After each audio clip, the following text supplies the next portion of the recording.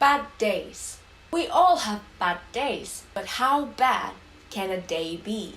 Hey guys, I hope you're fine. My name is Mindstuck Idajock and today I'm going to talk about one of my bad days. This happened recently, a couple of weeks ago. So basically this year I need to make a documentary for one of my classes.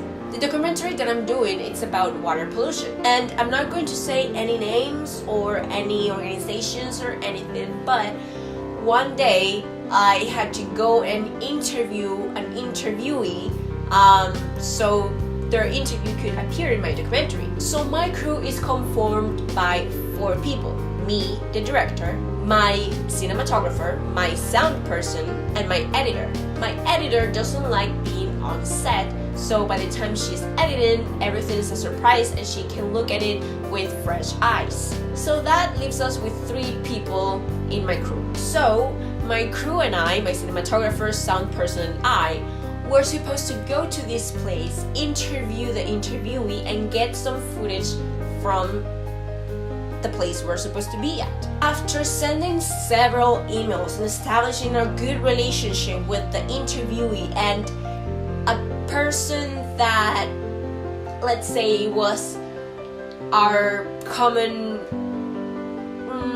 I was talking with 2 people, the interviewee and someone else who I could get in touch with regarding other issues. Now, keep that thought in mind. So, this day begins like this. My crew and I had to meet with the interviewee at, I believe, 9:30 a.m. And because I live so far from everything, I had to wake up super early. I think it was 5 or 6 a.m. in order for me to get to the place in time. So one of the good things about Canada is that if you get on a bus, you can basically go anywhere. It's gonna take a lot of time, but you can get anywhere. So you can pay the bus by paying in cash, like in coins, or you can have your card, your bus card. So almost everybody has that card and I have it. So that day I was sitting on the bus and I was studying. I was using my iPad because I had an exam later that week and I had barely studied anything. So there I was, being a good student. I was studying and all of a sudden I started to feel sick. My head hurt, I was getting dizzy, I was losing my concentration, and so I decided to take a break, put my iPad away and take out my phone. My phone and my card were on the same pocket. Now my card is inside like a red, it's not an envelope, but like a red card holder. And like I said, they were in the same pocket. So I took out my phone and I started playing Plants vs. Zombies so I could de-stress myself. And suddenly I reached the bus stop that I was supposed to get off at. So I got off, it was this bus terminal, and I went underground to the subway. Then I'm about to take my card out to pay for the subway when I don't feel it in my pocket. I check the other pocket, and then my jeans pockets, and then my bag. And then I start to freak out because if it's not in my pocket that I initially searched in, it's not likely to be any other place. So when I checked my bag and noticed that it wasn't there either, I realized I lost my card. And I just started to freak out because that week it wasn't a good week economic wise, and so whatever money I had on my card was the only money that my mom and I had. I didn't have any cash with me, my bank accounts were almost in zero, so I couldn't even like buy a new card and put some money in it. Then I thought, oh, I can cancel that card and get a new one. But if I transfer the money, it's going to take at least 24 hours. And I need to be in this place in less than an hour. So I started panicking, I started to call people and I was like, oh my god, what am I gonna do? And I was just walking all over the place trying to see, because I knew that I had lost the card in the bus. And I was already listening to my mom's voice saying how responsible I was because I was playing with my phone, I lost the card and it's in the phone, and then I didn't have any cash like I said, so I was just stuck there. I was literally stuck there. I couldn't go anywhere without the card, and I was like, oh my god, what am I gonna do? Because it's in the bus. The bus is gone. Like, what can I do? And so I was calling people, I was calling and calling and calling when I suddenly thought, what if I go to the opposite bus stop and I wait for the bus to pass by and I can be like, hey, I think I lost my card here, can I look for it? So I decided to go up the stairs again without that in mind, where I was leaving a message on a voice mail or something. When I got out of the bus station and I kept walking, I was walking towards the corner with the lights so I could cross the street, and suddenly I'm walking and I look at my right, it's a bus terminal. I thought it was only a subway station, but it also had a bus terminal. And when I look in the distance, I see the bus that I was on a couple of minutes ago. So I started running, and I was like, yes. But then the guy started to drive away, and I was like, no, stop, hold on. And he saw me, and he stopped, and he opened his doors, and he was like, and then I explained what happened, and I told him where I was seated, and I asked him to look for the car. And while he got up and went to the last seats, because I was seated at the back at the end of the bus, I was just there praying to all the gods, new and old. I was praying, please let the car be there. And so the guy comes back, and he looks at me, and he's like, the car's not there. And I'm thinking, bro, if this is the last stop, and I know everybody got off the bus because I was the last one to get off the bus, if that's the case, then it has to be there, because no one could have taken it. So I asked him to look again. I tell him that I was sitting right next to the window, so maybe the car is between the seat and the window, and then he goes back and he searches and he finds it. I swear, when I looked at that red card holder, my soul came back to my body all at once, and I could finally breathe, and I was like, Jesus Christ, I almost peed myself. I was having a crisis. I was having a heart attack and a seizure all at once, but it was okay.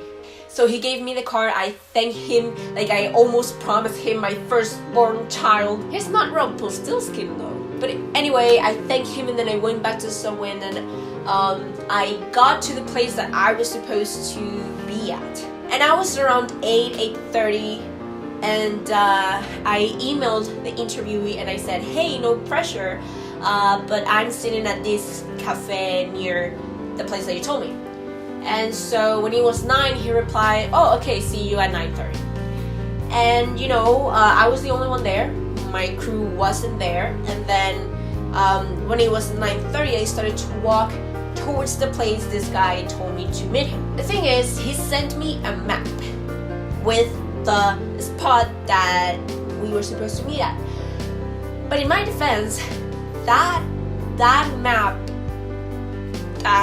so I was walking, and I knew we had to meet like at this employees only door, and I'm walking and I'm trying to follow the map, and I see this employees only door, and I stay there.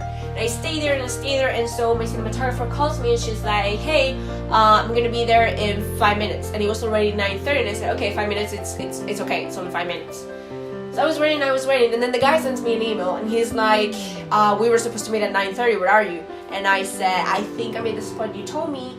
I said something like, hey, I think I'm in the spot you told me. And then he replies saying, no, you're not, because I'm here, and you're not here. So I started to panic. Then I started to walk around to see if I could find him. I already knew how he looked like. He didn't know how I looked like.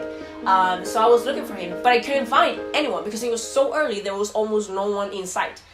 And so he sent me an email, and he sounded angry, and he was like, because I told him, I'm at this place, is this the right spot? And he replied something like, I sent you an email with the map. I don't work at that place, I work in this place. That's when I knew that he was mad. I was still looking for him, and I was looking, and I was turning, and I was walking, and blah blah, and then I was also texting my crew to see where the heck they were. And then, let's say about 10 minutes later, 9:40, I finally found the guy. I apologized, I said that it was my fault, that I'm bad with directions, and blah blah, and then we went inside. My cinematographer had already arrived, and so because she had all this equipment that I knew she would need help with, I told my interviewee to wait there so I could go and help my cinematographer. He was mad, but he agreed to wait. So I was calling my cinematographer, and I was like, okay, where are you? And she told me, I'm at this parking lot. And I said, okay, I think I see you because it's right in front of me. I went to that parking lot, she wasn't there. Then she called me, she was in God knows where, and then she sent me her location, and I couldn't find her. And then I was like, okay, I can find you, come to where I am. And I sent her my address, and I don't know if she was driving on a snail or something, but it took her forever to get to where I was. And finally, an hour later, is that we could finally meet.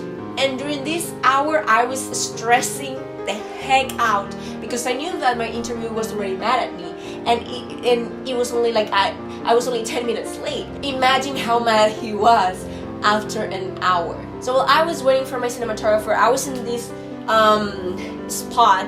I was reserving that spot for her in her car, and I suddenly got an email from this other person that I got in touch with, and she was like, can you tell me what's going on? And then I also got an email from my interviewee, can someone update me on what's going on? And I'm like, oh my god. So the second person I got in touch with called me, and then I explained that I'm just waiting for my crew, that my cinematographer just got in the place I was, and we were taking the equipment there, and that I was really sorry, and I was apologizing all the time. I was saying, I know this is not professional, I know this is not ethic or moral, but I apologize, I'm sorry. And she was like, okay. And I was texting my sound guy, and I was texting, and I was calling, blah blah blah, and he told me that he was stuck in the subway. The thing is that he told me the same thing last time, so I didn't know if I should have believed him. But I was like, okay, well, hurry up. And you could have gotten to the place that we were in the subway really easily. And the thing is that apparently some people they don't like to be punctual. I don't know what time he set his alarm, but there was no way he was going to make it in time. And he was the sound person.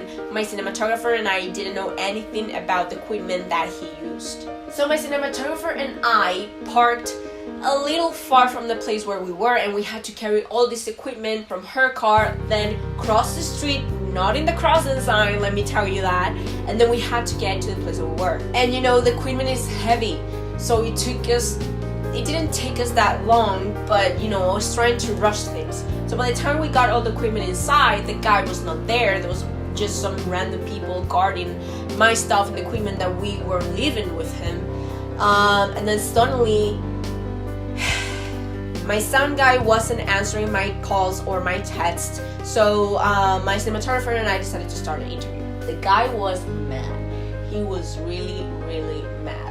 While my cinematographer and I were setting up the camera, this other person that I got in touch with asked me for an explanation. And I said, this is what happened. I got here in time. I don't know why my crew was so late, but I'm really sorry. This is my responsibility, blah, blah, blah, blah, blah, blah, blah, blah, blah.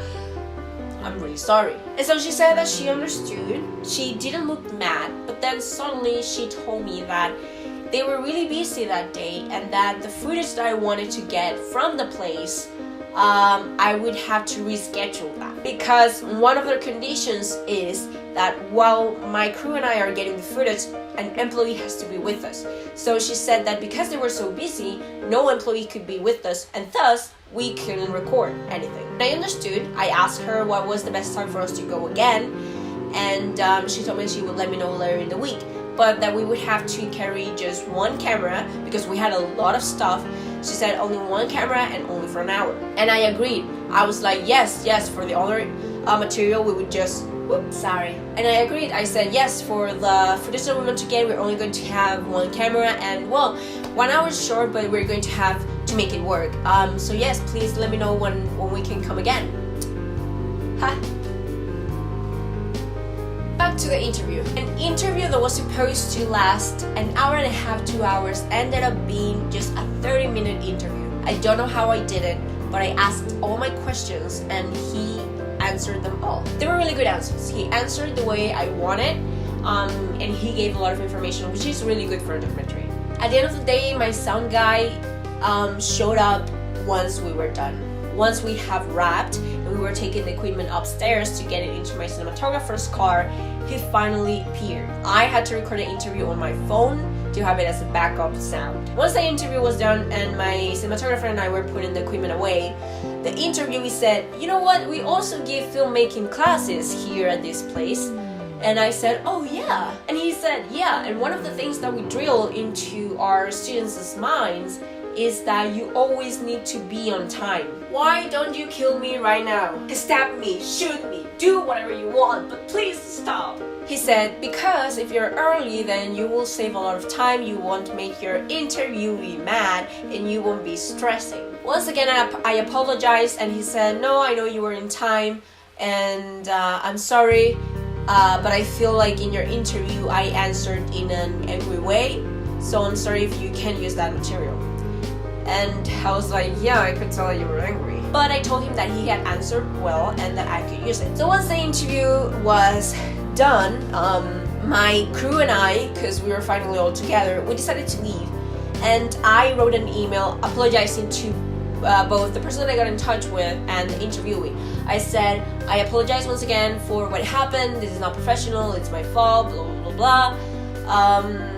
But thank you for your time. Thank you for the interview. It was really good. It was more than I expected, even more. Blah blah blah blah. None of them replied to that email.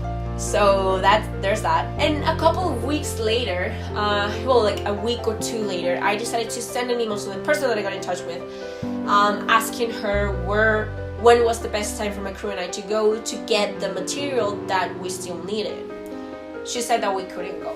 I don't remember exactly why, but she said that I couldn't go. And I got mad because she said something about student projects or something, that we couldn't go because it was a student project or something. Don't quote me on that.